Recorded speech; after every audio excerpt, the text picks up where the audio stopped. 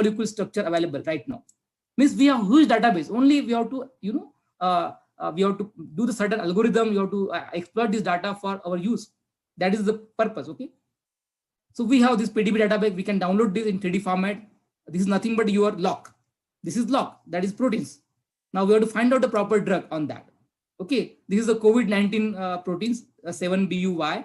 One can find out the existing drug, that is repurposing, repositioning. We can get it done. We can also design the new formulations. If it is having existing formulation, we can repurpose that formulation also with the help of the database. That is beauty, how we can get it done. Okay. There are different tools where we can use it for drug discovery and development to formulation. Okay. So because of interest of time, I'm not taking all these things. Okay. But we can get it done through all these software. Some are freely available, some are paid version. Okay. Roll-up computer could be used for the safety purpose, efficiency purpose, stability purpose, tolerability. Means we can get it done all the work by virtual platform without going to a lab. This is called as in silico modeling, in silico methods. No need to go to lab. Probably in this pandemic, I know people are working from home only, and they are in the. So you can start working on this project where we can certainly use these tools for exploring making your prototype. How we can design your drug by using this particular model. We'll be having separate session on that also. Probably we can get it done. Okay. So these are lock and key concept. Just now I told you. So we have the key, nothing but your drug, and receptor is your nothing but a lock. We have to find out the proper keys, find drugs for this receptor. Now we have A and B keys, means two drugs are there, but from the A, this particular two keys, only one key is going to match. That is this A. That we can get it done through virtual screening. So here, if you do it, if you're going with the wet lab study, then probably it take 1 year, 2 years to get your lead molecule. But if you get it done with the virtual screening, we can get it done this process within a week, within a day also. We can find out n number of drug we can do. That process we call as high throughput screening. It is being possible now. It is being possible. That process called as docking process. That concept was evolved by Fischer in 1894. Then later on, many features have been added. So I'll just keep these slides again. There are different software tools where we can use it for your drug interaction, drug food interaction, drug delivery approaches, various your drug design approaches. We can use it. Again, for interest of time, I'm not taking all these things. So I'll just keep these slides. Okay, maybe I'll take. Is it okay, sir, if I continue with next 5 minutes? Because again, yeah, 2-3 slides. Yes, I should ask first. Okay. It should not be bored to all. Yes, sir, yes. Yeah, please. I'll finish within 2 minutes. Yeah. Thank you, sir. Yeah, this is the tools where we can use it for development of vaccines. Means how we can develop the vaccines. Okay, it will accelerate the vaccine research developments. We all know for developing vaccines, we need to identify the proper epitopes, which is there on this particular virus. Scientist has to recognize the proper epitopes, that antigens, which is located on this virus. Then and only we can find out the proper, we can develop the vaccines. That is the main hurdle for developing vaccines, because this virus undergoes highly mutation. All of you know now we have near about 22 strains of this virus. Now this is the kind of, because the property of virus, because virus always try to hijack your cells and to utilize our all immune machineries to develop the new strain and copy the virus inside the cells. That is the property of virus. No one can change that. But now if you want to make it the vaccine, then we can use database we have right now. How scientists understood that this COVID-19 2 is the higher version of the COVID A version, that is SAR vaccine, SAR viruses. This is because of this nothing but the computational tools, bioinformatics tools. Scientists understood that this particular virus have been evolved from the original, that is the previous version, because of bioinformatics tools only. They understood phenotype and genotypes. So sequence, we can identify this particular location of the particular gene. Once you identify location, then we amplify that gene with the computational tools. Okay, we identified, then we clone it, then we make proteins from that. Okay, we make a multiple copy of the gene. Okay, then we purify it and we make a vaccines after studying all these property later on. But this can be get it done through this bioinformatics tools. If you go with normal process, then it will take near about 2-3 years. How it has made possible for Serum Institute of India and Biocon to bring the vaccine within a year? This is because of these tools. That is called as bioinformatics tools. Again, this is the process. I'll just keep this slide again. Okay. Yeah, this is the kind of drug that we got it through this process only. Okay, that I'll again keep this. So these are one software. Okay, I was talking about this software. Okay, again, interest of time, I'm not taking directly live model, but this is the one software where we can study a Swiss ADME. This is a software where we can predict the drug toxicity, drug ADME. You can get all the information. Only thing we need to draw the structure over here. The option is there. So we can draw your structure over here using this software. What the structure is there? Like, for example, this is a paracetamol. You can draw the structure like this. I'm just not. Okay, you can draw the structure like this over here. Okay. After drawing this structure, then probably you can, otherwise you can take a smiley of that. Smiley means nothing but it is nothing but simplified version annotation, not like simple smile. Okay. So smiley is nothing but a simplified molecular input line entry where we can get it through PubMed. That annotation we can copy over here and we can just click on submit button. So you'll be getting entire ADME, drug likeness property, toxicity, everything. Where we can decide which particular dosage form you can make it. Okay, whether we can go with the nasal drug delivery system, whether we can go with the your ophthalmic drug delivery system. So we can predict all the drug delivery system. So before that, we have to always get it done this work.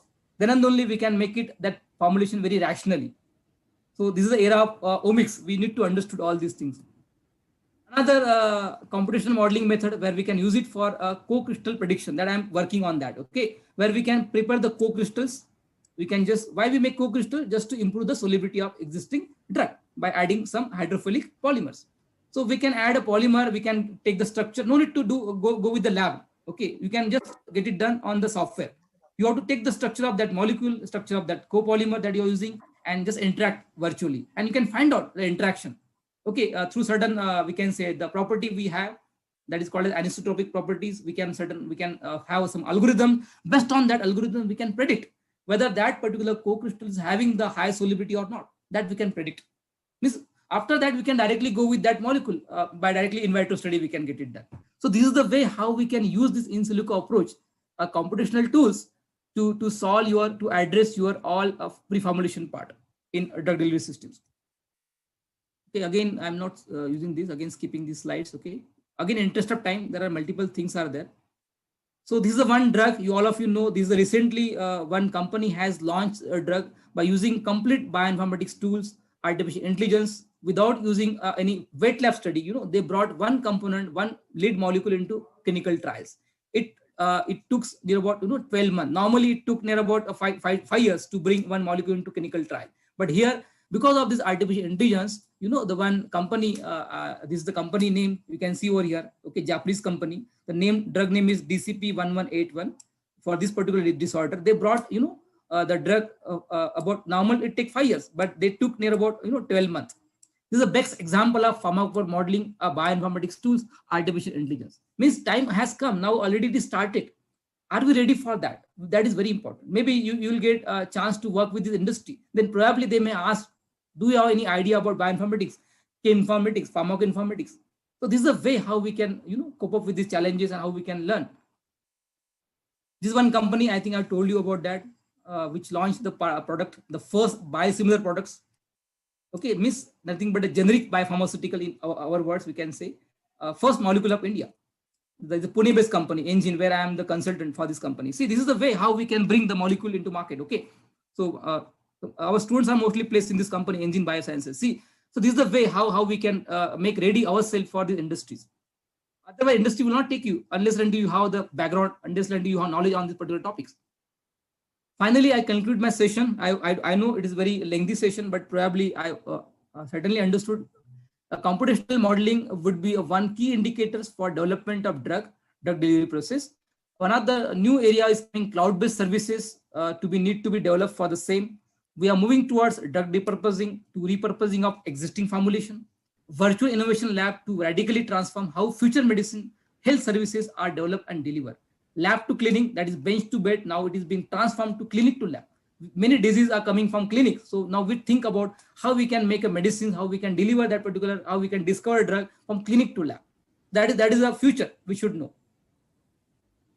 There are some references that I referred for this making the presentation. Now session is open for everyone. Mind is like a parachute. It's work best when it open. Okay, like that, we should always open for our minds. Yeah, thank you for you're patiently hearing my session. I really extend my sincere thanks to Jagtap sir especially for inviting me, and even the Shinkar sir for inviting me as a resource person for this deliberation. Thank you, sir. Thank you so much, sir. The session was really amazing session, sir. All the participants, if you have any queries, any doubts, then please feel free to ask your doubts in the chat box.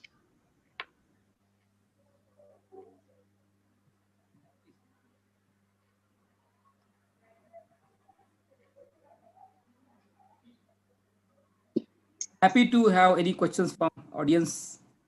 I know it is actually lengthy session, but kindly consider. Okay. Hello, sir. Yes.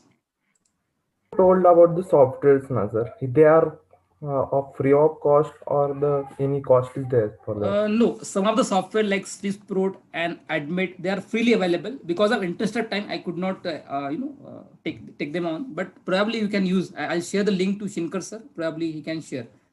So many software are freely available. People are not aware. That is the thing. Okay, many software freely available. We can get all information on this software.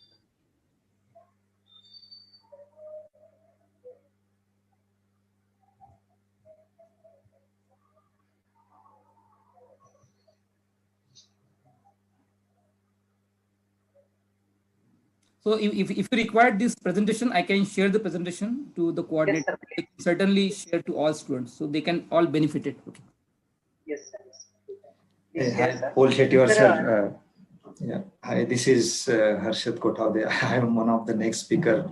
So just want to say hi to you because when I pass out MPharm, you were there as a teacher to me. So it is great pleasure to share one platform. So always grateful, and that's great. See you, sir. That's great. Thank you for your comments, sir. Valuable comments. Yeah. Thank you so much, sir. I personally follow your YouTube channel, sir, and it is very helpful for us being a faculty member even. And so your presentation is very attractive. You covered great points that were out of the box, and yes, definitely we all learned something new today through your session. So thank you so much. Even madam, I consider it's not out of the box. I consider there is no box. Okay. No box. You have to think 360 perspective always. Yes, sir. Thank you. Now let's resume towards our last technical session, which is based on. Namita ma'am, just wait. Yes, sir. Dr. Satish, sir. Yes, sir. Please. Visa still validated. Yeah, you should be in the validation. Yeah, please. Yes, sir. I'll be there. Huh? Yeah, certainly. Yes. Thank you. Yeah. Yes, Namita ma'am.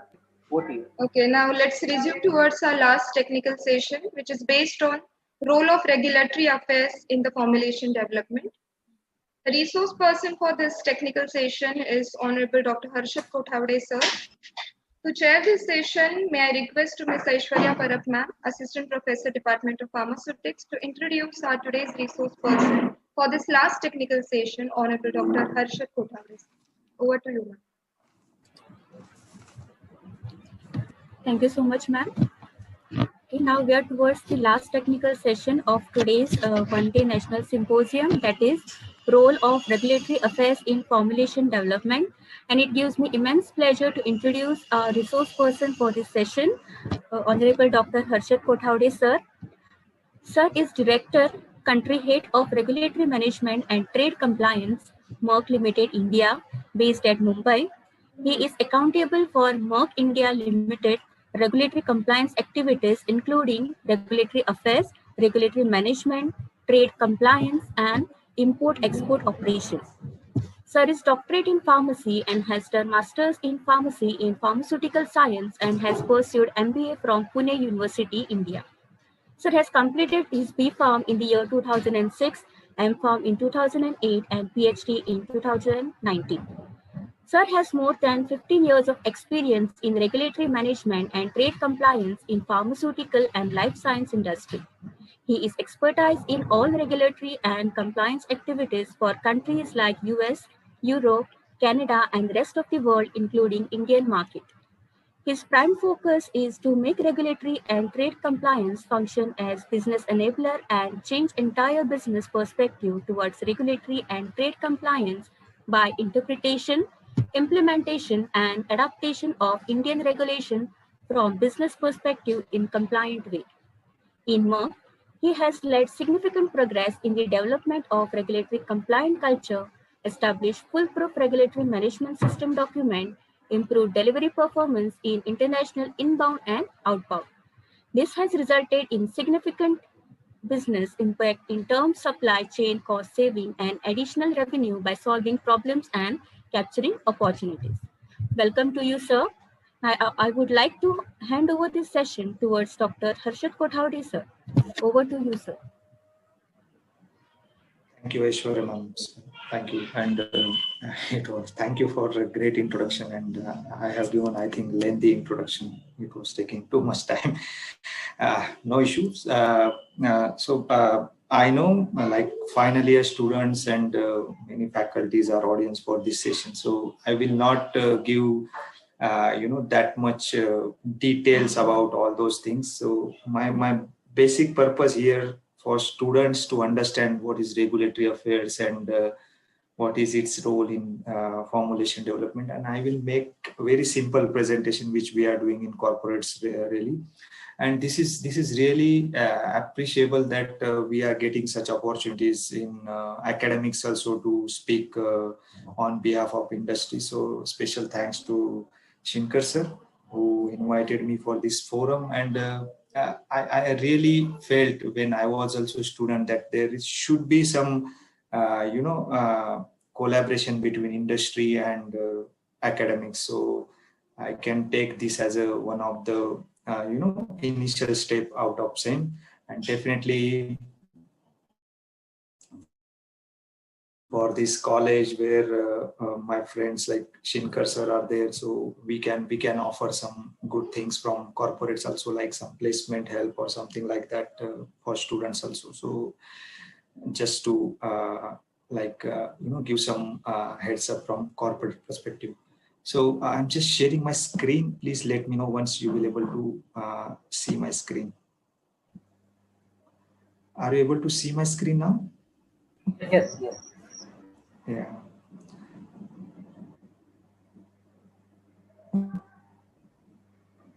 Okay. So this is the topic of today's discussion. And if anyone has any question in between also, I would love to answer in between also. There is no thing like, you cannot interrupt or something like that. So you can ask your questions anytime in between. So this is agenda for today's meeting or session, we can say. I would like to take you through overview of regulatory affairs, aspects of markets and regulatory application, classification of dosage form, which you are well versed with, then what is formulation development in short. And there is always, some difference between theoretical and, practical things. So I'll touch upon those things also. Then what is regulatory affairs roles and responsibilities in formulation development? Like each step of formulation development, how regulatory affairs is playing role and what is their aspects towards getting approval as well as towards all markets. I will explain that. Then I will summarize the entire session and then we will have good question and answers. So just request Shinkar sir, if I will be over time, please let me know so that I can do the things. Yeah. Sure. You can continue, sir. No issue. Yeah. What is regulatory affairs? So it's really simple definition which I have incorporated there. Regulatory affairs is a particular department which has interface between pharmaceutical industry or life science industry and drug regulatory, which really act as a bridge between companies or industries and regulatory authorities. So whenever you want to approve your product or send your product to any country, regulatory affairs has to play key role, and regulatory affairs represents entire company in front of regulatory authorities and government authorities, and it is applicable around the world. Then regulatory affairs plays a crucial role in pharmaceutical industry and is involved in all stages of drug development and also after drug approval and marketing. So it is not for and limited to only formulation development. Once like for developing that formulation, market research, then what is actually everything is nowadays is getting that what is the potential of that particular product in market, whether it is if you are developing new drug or generic drug, every study has to be carried out and regulatory affairs leads into that. So not only for drug approval, for post-approval life cycle management, as well as for commercial activities, also regulatory affairs plays very important. So let's go to some stepwise role of regulatory affairs, like to facilitate product registration, post-approvals in overseas and domestic market. Like I will take you through what are the markets, regulated markets, emerging markets, or non-regulated markets. We will see in upcoming slides.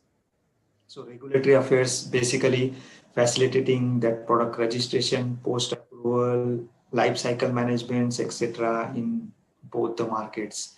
Like it is also interface across departments in pharmaceutical industry for developing strategies. So whether we should develop this product or not, regulatory plays very important role in that decision making for industry also. Then regulatory affairs is also supporting manufacturing locations, in regulatory and customer audits. You must have heard a lot of US FDA audits, then UK MHRA, EMEA, a lot of audits are happening with Indian manufacturers also. So regulatory affairs along with quality always leads those audits also. Then it's very basic and important role of regulatory department is that they have to abreast entire industry with newer developments, regulatory guidance, as well as when these guidance are getting formulated, regulatory people has to do advocacy and surveillance with the authorities also. Like if some new regulations are coming, then drafts are getting published, then regulatory people are making some comments, because many times those drafts, if those are against industry or general population, then regulatory has to comment on that, and then authorities are also respecting their comments. And of course industry associations are also there, where people are getting together from different industries and commenting on those regulations, so that it will be win-win situation for regulators as well as industry. Then also regulatory affairs support supply chain and marketing of product launch also. So that is also one of the key role of regulatory affairs. I hope I'm quite audible and you're getting what I'm trying to say. Just one confirmation that whether I'm audible. Yes, yes sir, yes. Okay. Thank you very much for that. The concept of regulated and emerging market. I was talking that there are two types, several type of markets are there where ICH guidelines have been implemented in several markets, which we call as regulated market, and where ICH has not been implemented, where we call as emerging market. Previously, we were calling it as non-regulated market. So these are the regulated markets where Canada, US, UK, then most of the European region, Australia. These are basically we call it as regulated market, where ICH, quality, safety, all guidance have been implemented, and they are following exactly the same things. Like the authority names also we can take, like for Canada it is Health Canada, for US it is US FDA, then for UK and EU, European region it is EMEA and MHRA. For Australia it is well known TGA. Then if we talk about emerging market, then there are some regions like Asia Pacific, then like Latin America, where some countries like Brazil, Mexico, Chile, these countries are including India also, where we are coming under emerging markets. So emerging markets are also following CTD approach only, but still time ICH approach have not been implemented fully in those markets. Then common requirements are also there, where site registration and GMP approval is required worldwide. Like we need to register our site to their authority, and GMP approval is like good manufacturing practice approval must be required for regulated as well as emerging market if we want to register and sell our product, our manufactured product into that country.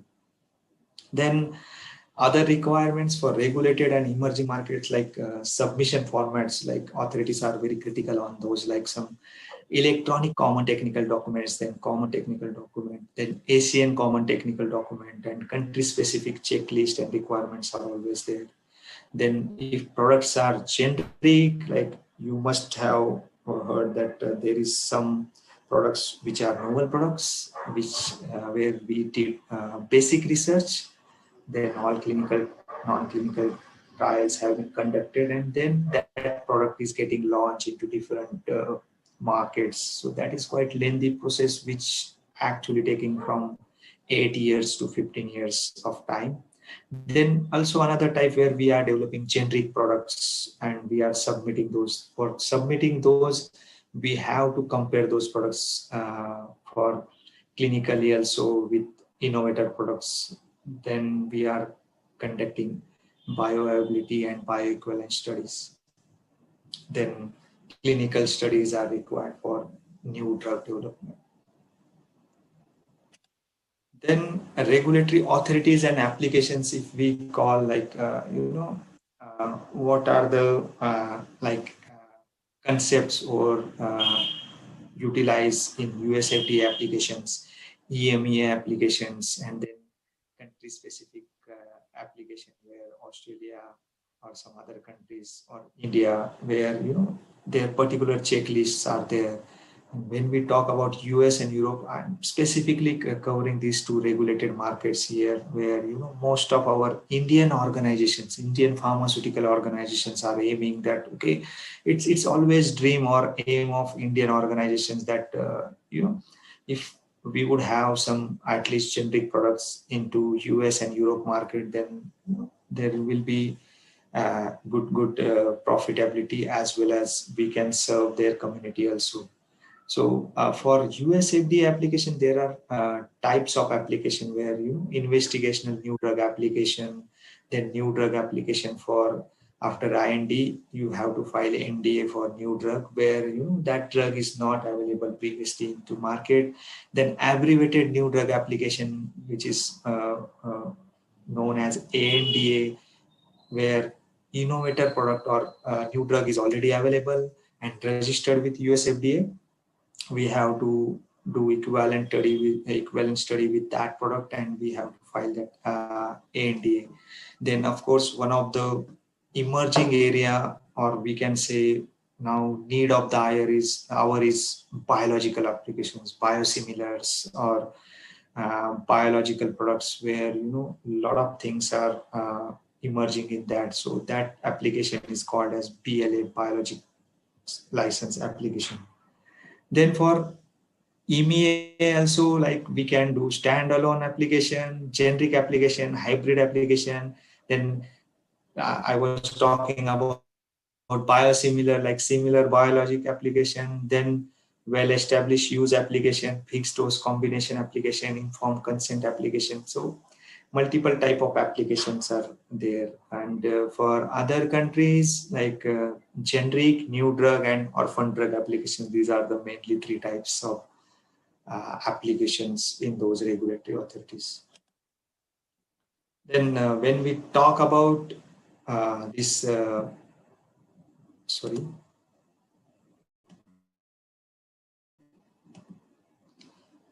regulatory certifications and applications, always there are, type of certifications in US and EMEA. You must have thinking that why I'm covering only these two markets, because these are the most biggest market and revenue generative markets across world, where, most of the revenue is coming for all pharmaceutical industry. And India, I think India is also one of the top 3 country where we are exporting our products into these markets. So when we do, yeah. Hello.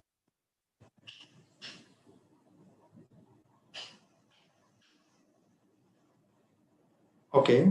Now are you able to hear me properly? Yes, yes. Yeah. So in US FDA ANDA certification, we called it as Para 1, Para 2, Para 3, and Para 4 filings, where Para 1 filing for the launch of generic drug, which is made when the innovator has not made the required information in the Orange Book. Then Para 2 filing is made when the drug is already off patented or expired. Para 3 filing, where applicant has to declare that once this drug, like innovator drug, will be off patented, then only we will launch that market. So that is Para 3. And a Para 4 filing for the launch of generic drug is made when the applicant believes its product or the use of its product does not infringe. Means whatever technology or formulation or whatever this innovator product has utilized, we are not infringing. Means we are not copying, or we are not doing same things as innovator patent is listed, and we have to declare that. And if authority got convinced, then, and we also stated in that Para 4, we can state that this patent is not valid or enforceable for our product. Then we are, if we get Para 4 filing, like innovator patent, before innovator patent got expired, if we get approval, then we are also getting 6 months exclusivity for this. So this is also one of the game changer for industry if we get that type of approval also. So for European market, like centralized, national, decentralized processes are there, where for centralized, one submission for all European countries, around 28 to 29 countries, one submission can be also acceptable. Then national process, like for one country at a time, we can provide that registration application. Then decentralized, it is also called as parallel submission, where reference member state or any countries in Europe, we have approved our product, then we can use that RMS, and we can file that decentralized process application. Then MRP, that sequential approach to RMS followed by CMS. So that is also mutual recognition process. Then one more type is repeat use procedures, where use of the mutual recognition process after the completion of first MRP or decentralized process for the recognition of marketing authorization by other member states. So if my product is approved by MRP or DCP process, I can make repeat use process application for other countries also.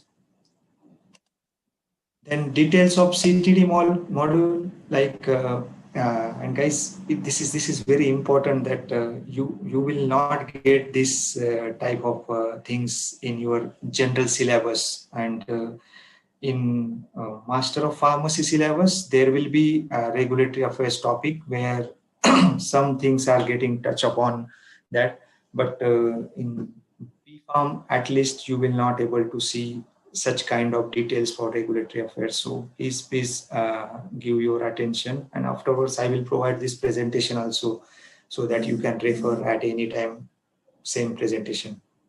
So module 1, which we call M1 also, where administrative documents, countries perspective are there, which is not actually part of common technical document, where specific regional or country specific application form, labeling, and product information, leaflets, SPL, those things are coming into model 1. Then model 2 is like overview and summary of M3, M4 and M5. Means model 1, model 4 and model 5. So basically it is, so authorities or reviewer get overall idea from a model 2 of entire dossier. Then model 3 is basically chemistry, manufacturing and control documents. It is also called as quality section, where it is entirely representing from formulation development to from drug substance, drug product or literature, whatever it may be there, from stability studies to packaging development, all things are coming in model 3. Then non-clinical reports, which is basically not applicable for generic submission in USA, but we have to submit some literature reference for European submission, where non-clinical reports we need to submit. Then model 5 is basically contains all clinical studies reports for our generic submissions or non-generic submission, where clinical trials and all those. So those information going in structure format, where table of contents and all clinical study, literature reference, and what are the things we have conducted till time, we have to submit those things also. Whether those studies have been failed also, we need to report those, that okay, at first time we got failure with this study, but again we have to submit that. So basically common body of CTD comprises of model 2 to 5. Only administrative documents varies country to country. So that is beauty of common technical document. And with common technical document, a reviewer or authorities are getting entire things, like you can say from start A to Z, all things from about product, its strategy, and what exactly studies have been completed. We have to submit that, all these things.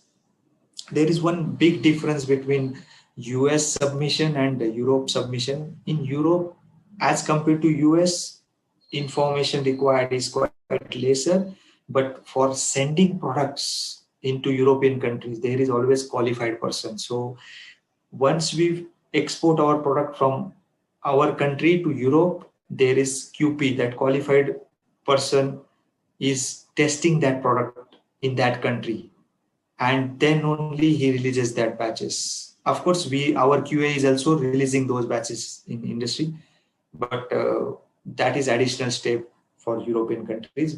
But for US, it is not applicable. For US, they are getting all the details in terms of all the 5 modules from in the dossier itself, and once it is getting approval, post approval processes, if we complete, we will get approval and we can send our products to USA. Of course, marketing partners are required in both the cases. So submission formats, I was talking that which country or authorities are or regions are accepting what type of submissions. So USA, like electronic common technical documents is mandatory. They are not accepting any PDF or any paper submission. For Europe, CTD not fully mandatory, but NIS is submitted along with paper submission. NIS means like all PDF documents and each sequence is getting submitted or acceptable to European countries. For Japan also, paper submission is acceptable. eCTD is also acceptable, but not mandatory. Then for China, so China is also now called as a regulated market because ICH got implemented since last year in China, and there also NIS is mandatory, and but SFDA like Shanghai FDA only accept eCTD from 2015. Then for India, eCTD is not mandatory, but in India also now paper submission is not acceptable. We have to do online submission through CDSCO, that is Central Drug Standard Control Organization, which is health authority for India. We need to submit that through their portal. Then for Australia, it is mandatory for therapeutic good, I mean, that is TGA ECTD submission is mandatory. And for LATAM region also, like Asia Pacific, electronic submission is not mandatory. Then I will take you through some just glimpse of how modules are looks like. Like for drug substance means active pharmaceutical ingredients. So we have to give all the information of active pharmaceutical ingredients, and we have to give all the information of drug, like finished product formulation, also in module 3 basically. So there are two sections, drug substance and drug product, where we are basically submitting all the information in particular structured and in particular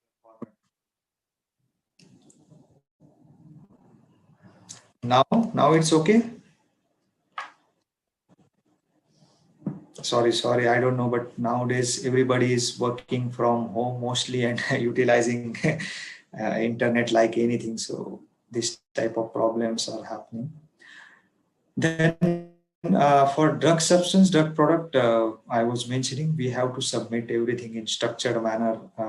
So characterization, control of drug substance, where all certificate of analysis, specification, stability, container closure, reference standard, everything we need to submit. And for drug product also similar kind of studies like control of excipients, then control of drug product, reference standard, container closure system, stability studies, we have to submit. And in drug product section, most important part is 32P2, that is pharmaceutical development report, where each authority has particular format where we need to submit all the details of our pharmaceutical development, which we carried out in our labs, and then how we scale up those things and how we did that technology transfer. So pharmaceutical development. And as today's topic is also role of regulatory in formulation development, I will cover this 32P2, that is pharmaceutical development, in more detail.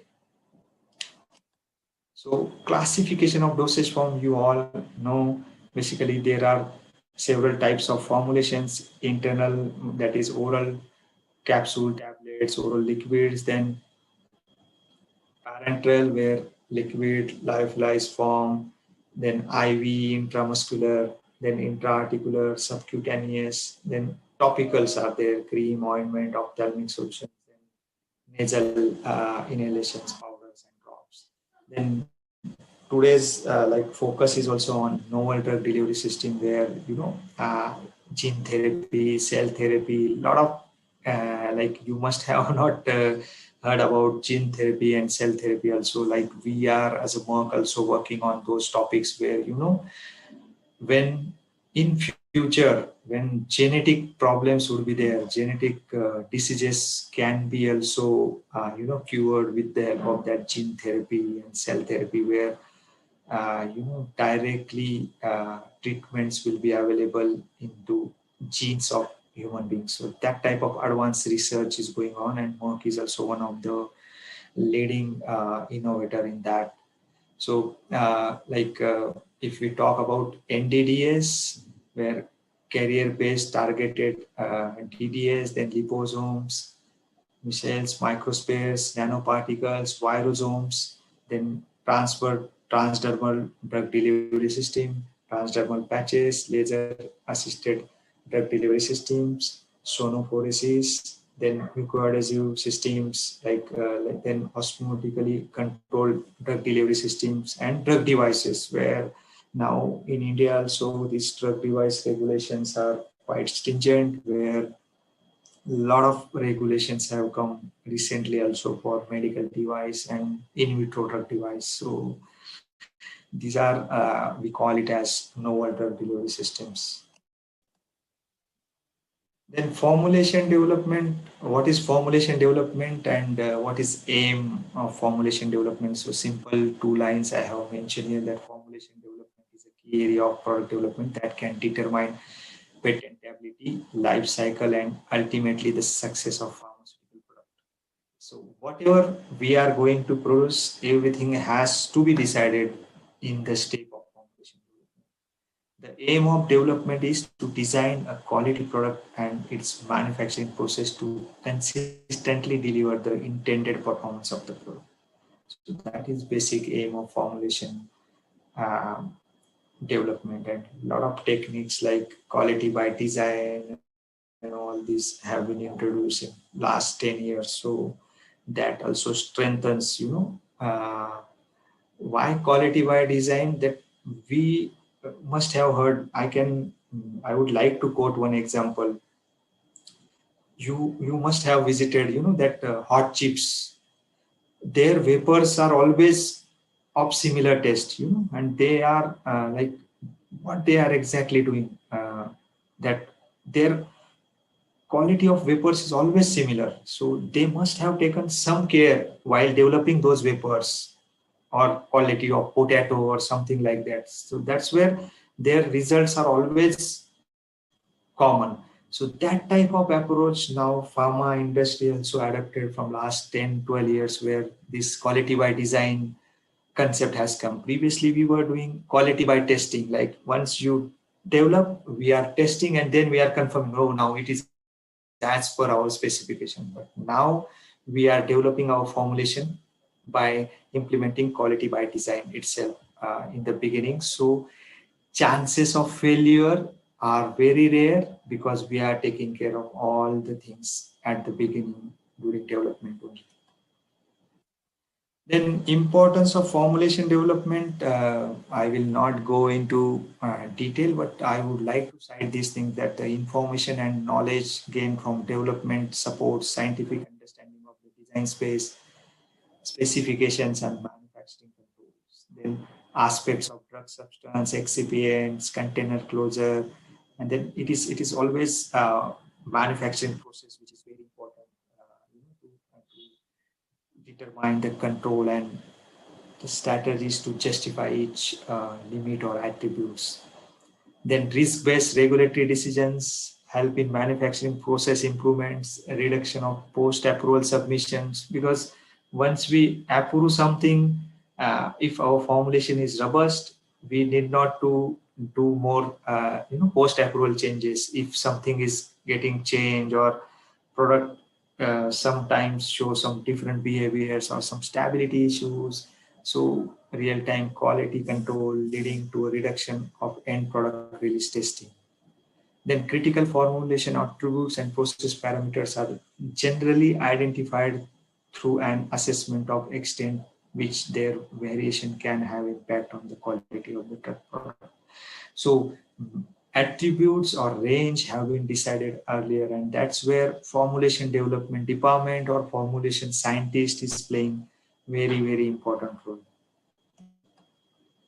Then pharmaceutical development, we have to give all the information from drug substance, excipients, and then what if we are using overages, physicochemical, biological properties, manufacturing process development, what are the container closure system. For each section, we need to submit backup data, backup studies also, that what exactly compatibility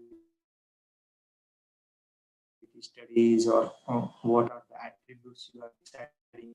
You need to talking about there is specific like formats where pharmaceutical development reports are getting accepted. So those formats are like they have been openly published by these regulatory authorities with some expectation that you have to follow this quality target product profile, critical quality attributes. So these are the parts of QBD, quality by design, like upfront risk assessment, linking material attributes and process parameters to drug product, critical quality attributes, design space. So design space is a concept where you have to involve all the attributes, and there should be ranges. It should not be on one value where if my value will come as an 8, then only my formulation will be passing to the specification. There should be range like from 6 to 10 or 8 to 12 or something like that. Then selection of variables, unit operating design space, relationship of design space to scale and equipments, also design space versus proven acceptable ranges, which I was talking, design space and age of failure, that at what certain level this product will get failed. So that also we need to predefine. That is beauty of quality design, formulation development. Then control strategy and product lifecycle management and continual improvement. So these are the ICH guidance which is applicable for pharmaceutical development, and it is very clear guidance. If you will get chance, guys, I will request you, please go through ICH guidance for quality part at least from Q1 to Q12, Q14, because this will be very important if you want to make your career in regulatory or formulation development.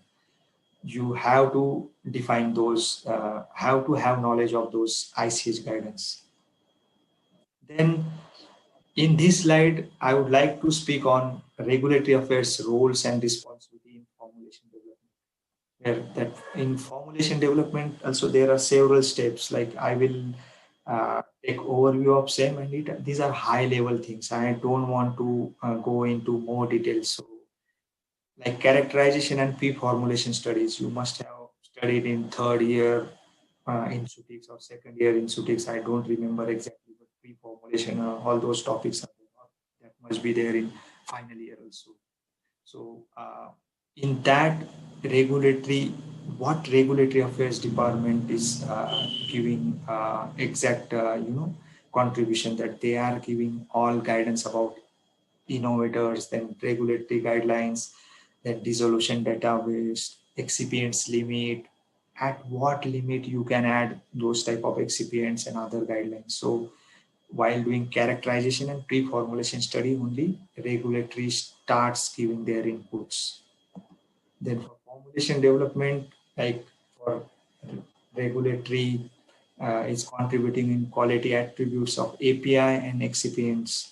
Then for formulation with desired feature like API characteristics, then excipients function, like I was mentioning for US FDA example, that inactive ingredient database is there. So there is compulsion or mandatory, mandate is there where you have to add those excipients as per your reference listed drug or innovator drug only.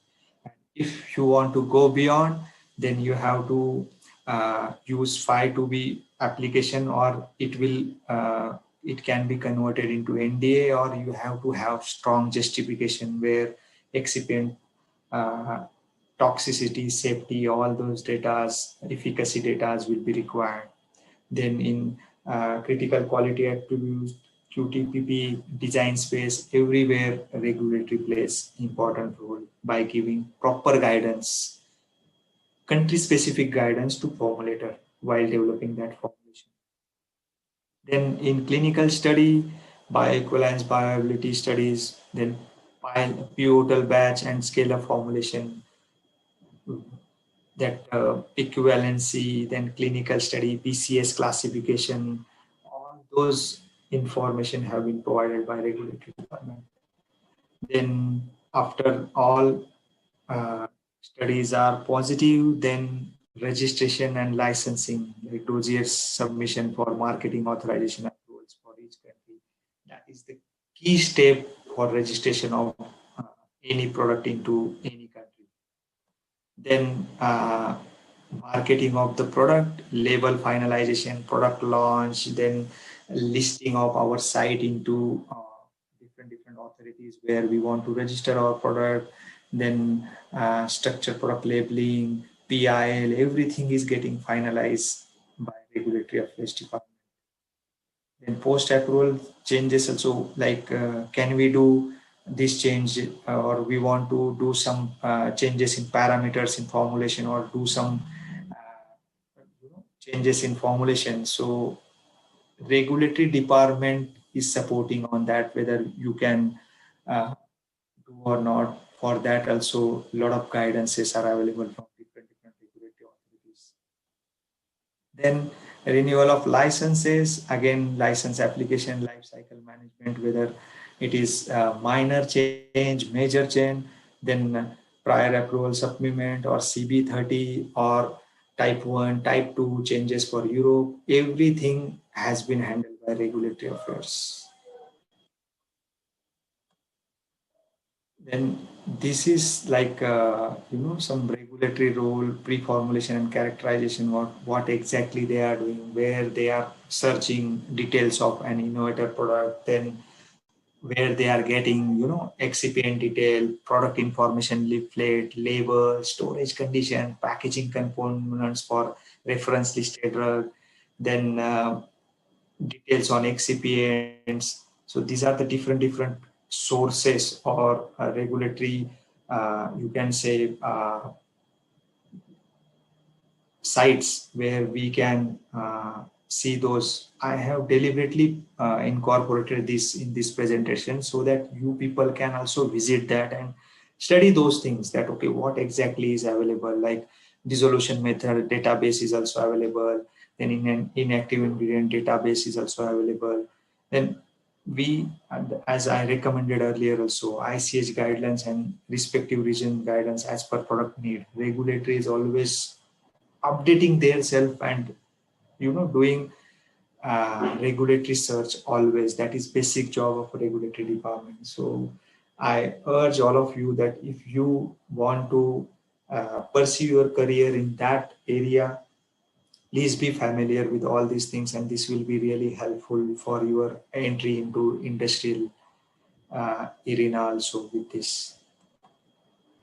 Then some details on regulatory role in formulation development, like RA defines the regulatory strategy, which includes route of administration, regional aspects, compliance with guidance and scale up of batch, release and shelf life specification as per ICH-Q6, dissolution criteria or biowaiver if some biowaiver is applicable as per dissolution class, BCS class. Then also some studies, what type of studies we should do and which number of volunteers we should use. So all guidance is going from regulatory department. Then storage conditions, stability conditions, then pack size, packaging details. For API also all details have been provided by regulatory. So for formulation development, regulatory is also like, co-partner, where whenever he feels or formulation scientist feel that I need this guidance, that can I do these things in formulation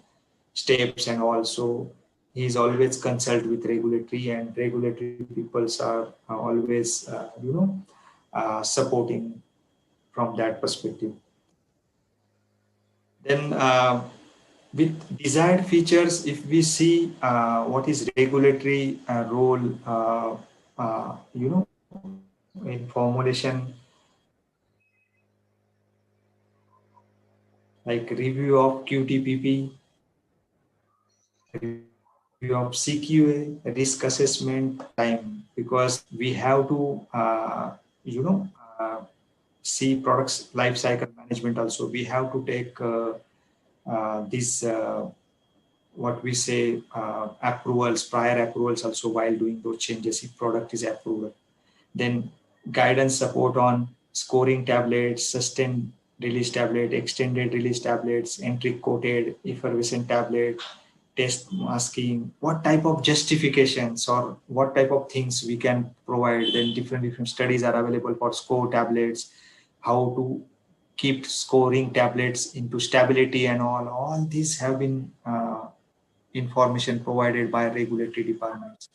Then guidance support for novel drug delivery systems and all, whatever guidance are available and which type of studies we should conduct. So all those things have been available into a regulatory department, and regulatory also doing regulatory search and provide that information to formulation scientists or during formulation development. Then bioequivalence and dissolution study also, like which competitor pharmaceutical product should be selected for equivalency assessment. Then communication with clinical research organization. Then biopharmaceutical classification system, understand that system, and if biowaiver is possible, take that biowaiver so that all clinical or B studies can be avoided. So these are some website where guidance on bioequivalence and guidance on biowaiver you can see.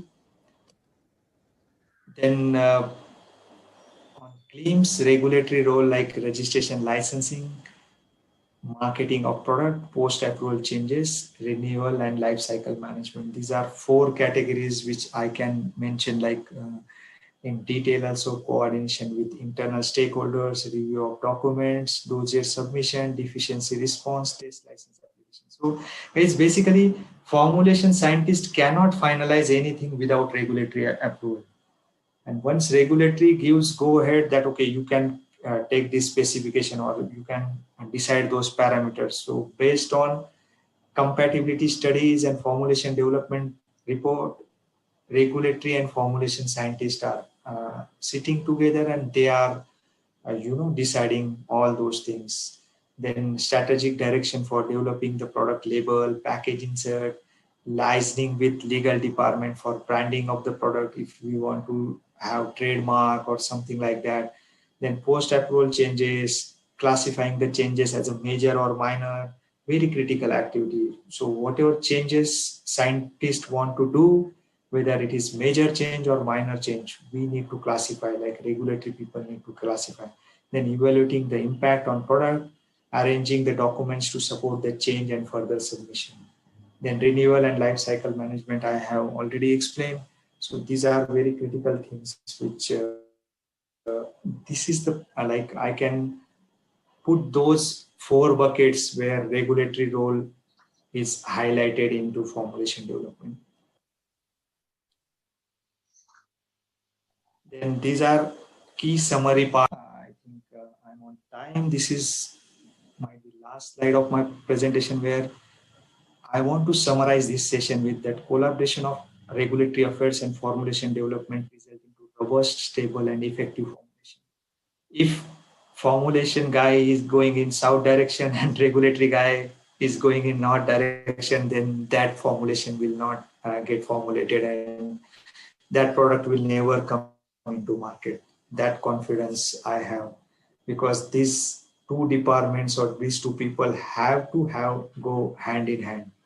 Then informing strategic regulatory controls and providing the worldwide regulatory policy for product development. Some countries like domestic market development strategies can be different, but for regulated market development strategies as per their country requirements. So those strategies should get implemented while developing that product. Then manufacturing, registration, commercialization, and life cycle management aids the applicant to advance a product which is acceptable universally. Sometimes industries are having approach where I want to formulate a formulation which can be readily acceptable to all countries. So from that perspective also, regulatory has to play key role while developing that formulation so that that formulation can be acceptable without any changes into multiple countries.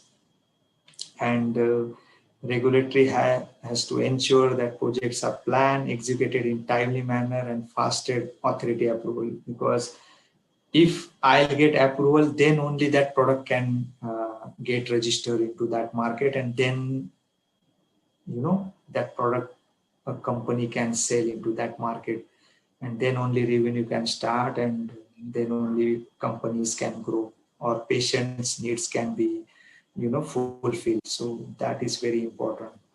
I think that's it from my side, and I have kept it quite light because I don't want to go into more detail of regulatory arena where you people will not get anything. I think these are simple slides and where I kept some references also where you can just taste the water and see that what type of information is available. And just last suggestion from my side or a guidance you can say or comment. Okay. Are you able to hear me?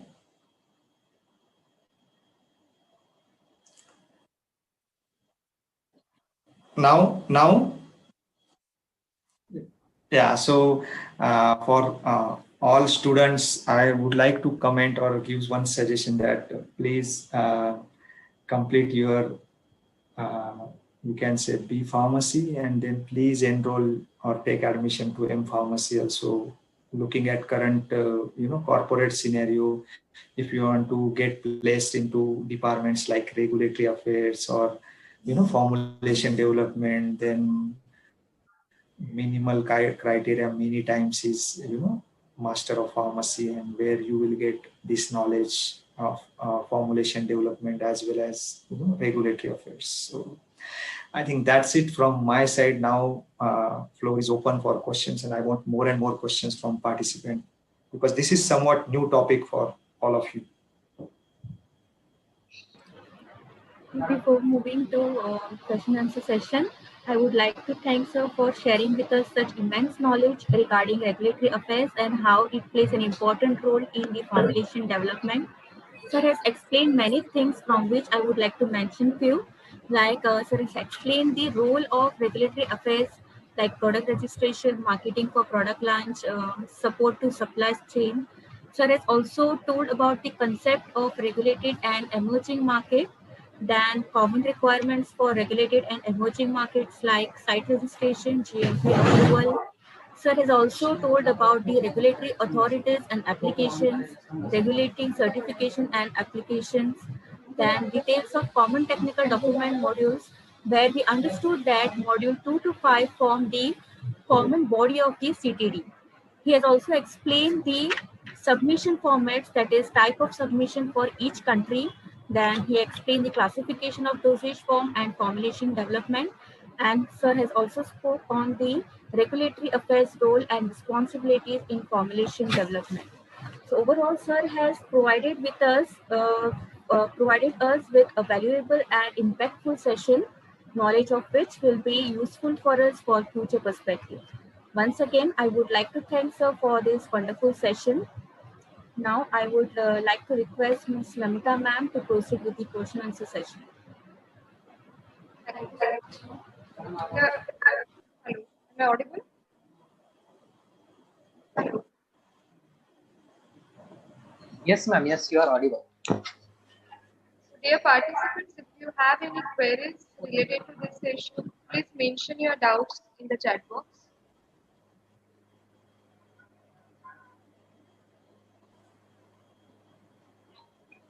Okay, by that time, it's a request to all participants, please turn on your camera. We will have one photograph, virtual photograph.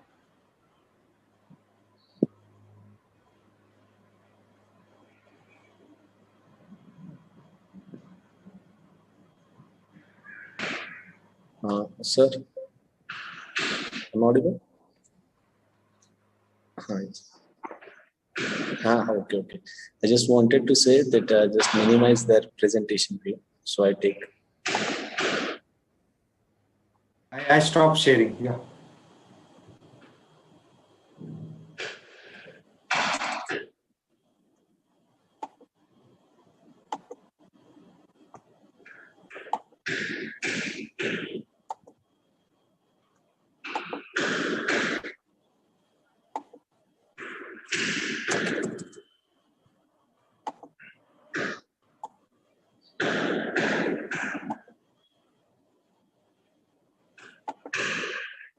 Any question? Is Carissa done with the screenshot? No, wait for a while. Once again, I would like to thank all of you. Herewith, I would like to say that the technical session for today's National Symposium have covered. I hope you all must have savored each moment of this National Symposium to the fullest. Thank you for listening, for inspiration, for encouragement, and for being here, and most importantly, for giving your time and making your presence. Before valedictory session, it's an appeal to all participants to fill the overall feedback form about this symposium at the end of the session. And I would like to thank our principal, sir, Dr. Vijay Jagtap, sir, for giving me this opportunity to host today's National Symposium. Now, may I request to Honorable Dr. Shinkar, sir, the HOD of PG Department, to give a valedictory remark and vote of thanks. Thank you so much. Thank you, madam. Respected dignitaries present for the valedictory function, Dr. Jagtap sir, Dr. Satish Pol Shettiwar sir, and my friend Dr. Harshad Kothaude. Very good evening to one and all present here. It's a proud privilege of Yeshwantrao Bhosle College of Pharmacy to host national, and I hope you all must have cherished each moment of today's national symposium to the fullest. Our symposium started with keynote address by Honorable Chief Guest Professor C.D. Upasni sir, highlighted the need to develop professional attitude and consistency in work to become a successful professional. Sir also suggested all the students and faculty members to work on the recent advanced approaches of NDDS for the development of immune booster formulations as a need of current situation of COVID-19 pandemic worldwide. He also emphasized and encouraged all to increase the industry academia collaboration for successful commercialization of novel drug delivery systems using a wide variety of herbal plants as a nature creep available in the Konkan region. The first technical session was started by the expert talk of Professor Dr. H.S. Mahajan on the topic nanotechnology based novel drug delivery system. He gave overview of nanotechnology based formulations, their importance and applications of nanomedicines in healthcare system.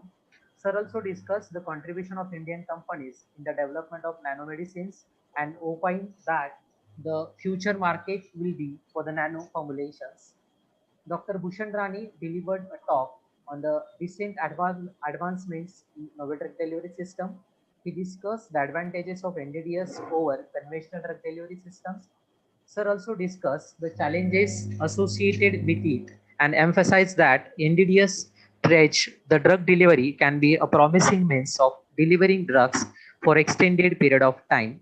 Post lunch, the session started by the very nice session by Professor Dr. Satish Polshettiwar on bioinformatic tools and approaches in drug design and development. He discussed drug discovery and drug development process life cycle and how the paradigm shifted nowadays from pharmaceuticals to the biopharmaceuticals using different tools of informatics. The future scope and applications of bioinformatics in drug design and delivery and the case studies of various biosimilar or genomic medicines or vaccine products development as a future medicine elaborated by him were very interesting. The last lecture of the day was delivered by Dr. Harshad Kothaude on role of regulatory affairs in formulation development. He discussed the different regulatory agencies in worldwide for marketing the drug product. He also focused on various opportunities in regulatory affairs for the budding pharmacist. Ladies and gentlemen, thank you for listening, for inspiration, for encouragement, for being here, and most importantly, for giving your time and making your presence.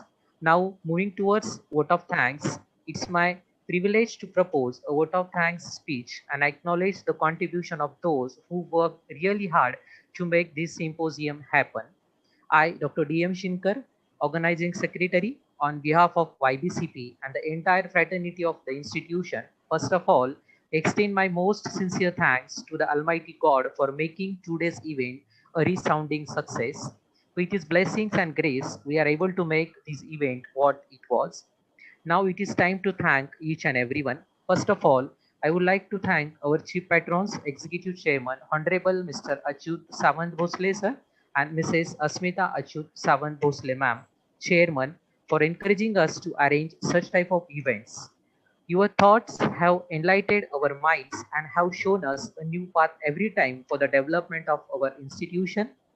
I would like to thank you, our patrons, Honorable Mr. Sanjeev Desai sir, Secretary, and Honorable Srimati Sumitra Pathak ma'am, Administrative Coordinator BKC. Due to some technical problem, Honorable Management Representatives, okay, they are not present for the valedictory function. The admin coordinator, Mrs. Sunitra Pathak ma'am, left us a message as she is in USA. It is not possible for her to attend the valedictory session. Now, ma'am has left the message that though in remote place with all the modern high-tech and infrastructure, we are proud to organize third national level symposium successfully. I would also like to thank you, our keynote address speaker, Honorable Professor Dr. C.D. Upasni sir, President APTI Maharashtra branch, for accepting our request for collaboration with APTI Maharashtra State branch and as a keynote speaker for the inaugural function. I would like to thank our resource person for technical session 1, Honorable Dr. H.S. Mahajan sir, Professor and HOD, Department of Pharmaceutics from R.C. Patel College of Pharmacy, Shirpur. I would like to thank our resource person for technical session 2, Dr. Bhushan Rani, Professor and HOD, Department of Pharmaceutics, Sri D.D. Vispute College of Pharmacy, Navi Mumbai. I would like to thank our resource person for technical session 3, Honorable Dr. Satish Polshettiwas sir, Professor and Head, Department of Pharmaceutics from MIT World Peace University, Pune. I would like to thank our resource person for technical session 4, Honorable Dr. Harshad Kothaude, Director, Head, Regulatory Management and Trade Compliance, Merck Life Sciences Private Limited, Mumbai. Not a single event can be performed without a leader.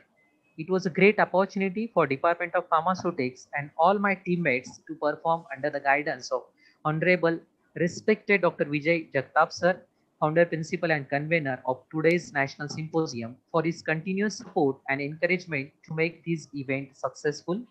I also thanks Mr. Tushar Ukari, coordinator, and all the faculty members of Pharmaceutics Department, Mr. Mayush Redkar sir, Ms. Aishwarya Pub ma'am, Ms. Shweta Shirodkar ma'am, Mr. Sanket Gandhi sir, Ms. Namita Bosle ma'am cherished throughout the day to all the participants by hosting the event with her anchoring. At last, but not the least, I would like to thank all the delegates and participants for your active participation to make this National Symposium successful. Thank you very much, all of you, and be safe and take care.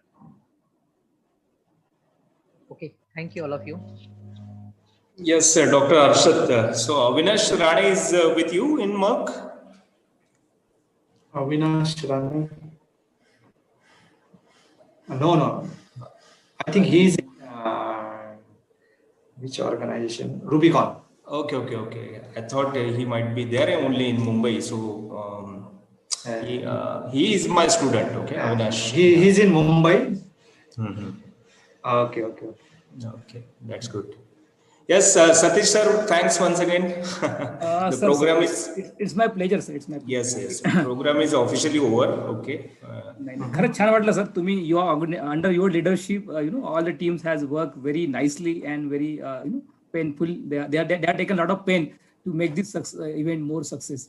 Yes, sir. It's a teamwork, and the pharmaceutics department is doing quite good. Actually, I think it's a grand success. Yes, grand success. I could say grand success. Yeah. So actually, it might be more. What you can say? We must gather it offline, but unfortunately, it's okay. Virtually, we are connected. Now virtual is real, sir.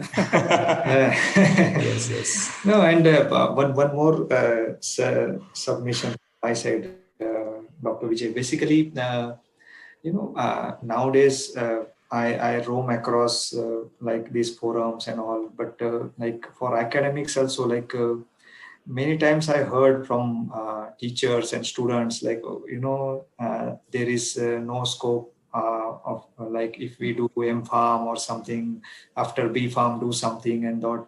So I think from colleges also it should be like proper guidance should given to students when they are coming to market actually, because I saw that gap in last 5 to 7 years where each student I met, I went to Madhya Pradesh, I went to other universities also, where I saw that people like students are quite they are saying no, there is no use of doing M.Pharm or something like that. There is scope, and industries like us definitely, because entry point is M.Pharm, to be very honest. We are not entertaining B.Pharm right now. So in future, you never know, situation may get worse. Now we are also having some PhD students also, like PhDs are also a lot of CVs we are getting. So I think that type of guidance, I hope our college is also giving to students that. I think Shinkar sir has not introduced well our college information with you, might be possible. Okay, we're doing quite good. 2 batches are passed out. Many more students are doing MS outside India. Okay, GPAT qualified, and they're doing somehow qualified this NIPER also. They are doing MBA, MS at Ahmedabad, pharmacology, MBA. Okay, this Konkan region students are very clever. Okay, only the information and what you can say support is quite needed. So most of all the students are working within Goa and Mumbai only. Our training placement cell is also quite doing good. I think I hope Shinkar sir will share you more details about our college. Okay, and we are preparing for the very much soon accreditation process also. We have large 27 acres campus. Morning we have shared the video for that purpose. I think you missed that. We have Polytechnic in our campus that is NBA accredited. This is the first college who has been accredited at the 6th year only. Okay. And pharmacy also, the team is quite good. Management is very much positive and visionary. So, and team, after all team. So team is very much younger, enthusiastic. So vast difference of experience persons are there from 0 to 20 years experience, teaching experience like that spectra is there.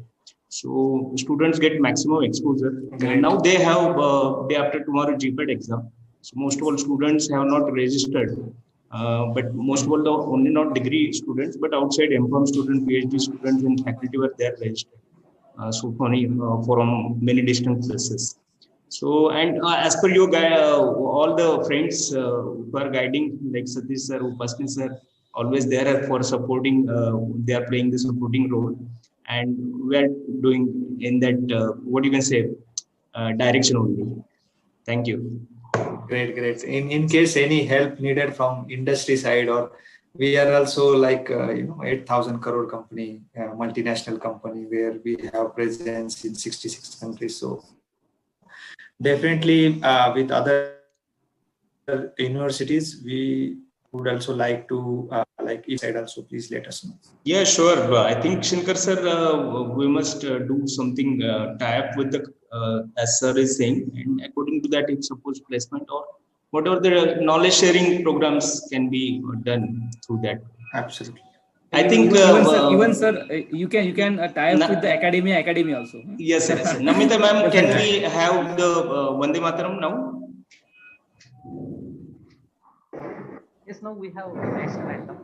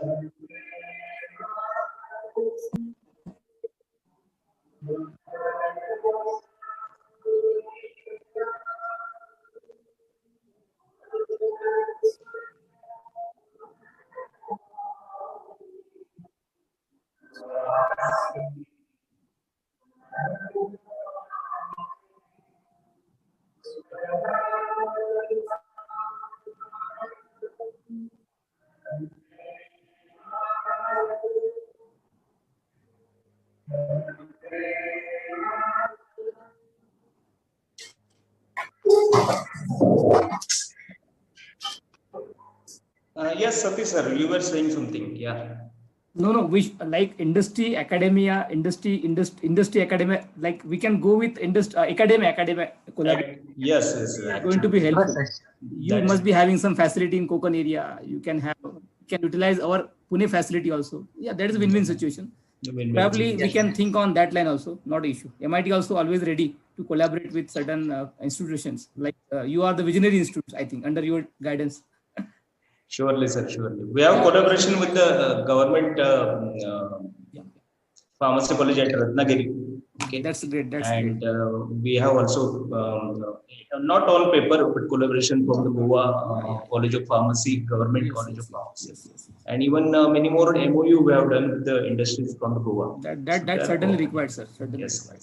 But nowadays the mood of the current generation is quite different. Okay. Yeah. They might be having. They do not want to trap after just degree. Okay. Yes. As like you said very well that even the medicaments drug dosage form will be changing. Going to be changed. Yeah. There will be no need to go to the doctor. One day will come. We can have to that pharmacist section is also going to be changed very fast. I pharmacy already started, sir. I pharmacy, eye doctor is already teletherapy.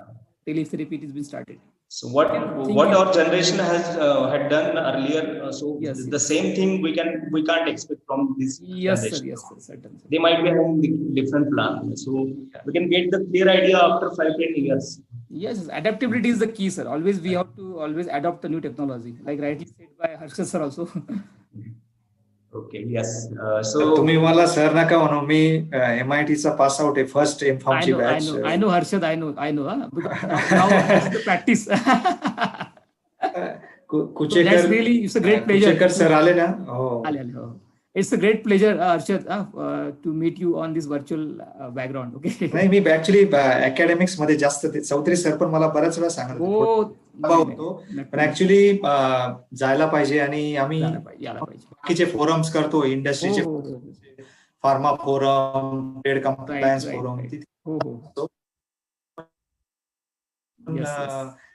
Definitely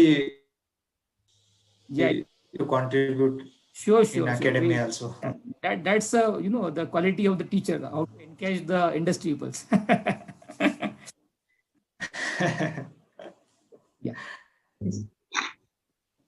Yes, Jagtap, thank you once again for all this kind of deliberations and a kind of wisdom.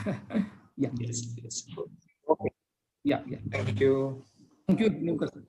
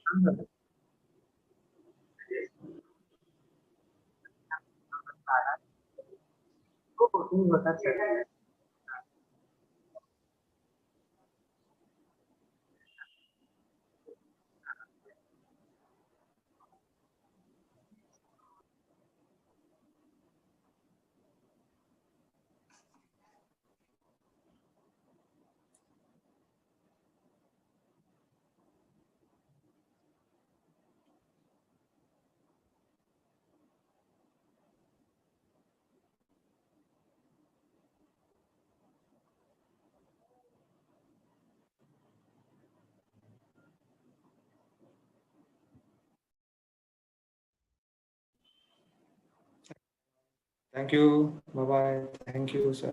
Thank you very much. Bye-bye.